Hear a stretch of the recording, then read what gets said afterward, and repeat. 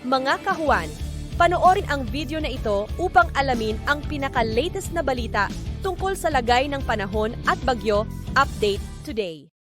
Patuloy pa rin umiiral ang southwest monsoon o habagat sa malaking bahagi ng ating bansa at magdadala pa rin ito ng mga pag-ulan dito sa buong bahagi ng Luzon, lalong-lalo na dito sa may kanluran ng northern at central Luzon kung saan hanggang mga malalakas po yung mga pag-ulan na posible nating maranasan. Kaya doble ingat sa ating mga kababayan sa banta ng mga pagbaha at pagguho ng lupa. At sa kasalukuyan po, wala tayong minomonitor na low pressure area sa anumang bahagi ng ating bansa, ngunit meron tayong minomonitor ng mga cloud cluster dito sa kanluran ng Northern Luzon, maging dito din sa silangan ng Luzon, kung saan ito pong mga kaulapan dito sa may kanluran ng Northern Luzon as early as po as today or ngayong araw ay posible po itong magkaroon na ng defined circulation or maging isang ganap na low pressure area. Kapag po ito ay naging isang ganap na low pressure area, posible po itong magdulot ng mga pag-ulan sa ilang areas ng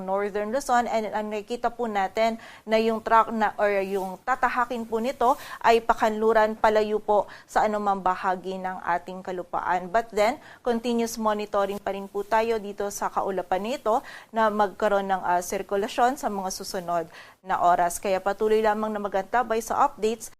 At para naman po sa mga pag-ulan na dala pa rin ng habagat, posible po yung 50 to 100 millimeters of rainfall o yung mga malalakas na pag-ulan dito sa bahagi ng Zambales, Pangasinan, La Union, Benguet, maging dito din sa Ilocos Sur at Abra. At posible pong magpatuloy hanggang bukas yung mga pag-ulan nito, lalong-lalo na dito sa area ng Pangasinan at Zambales. Kaya naman patuloy pong pag-iingat sa ating mga kababayan dyan, and makapag-ugnayan din po tayo sa ating mga LGU para sa aksyon na kailangan natin gawin para sa ating kaligtasan.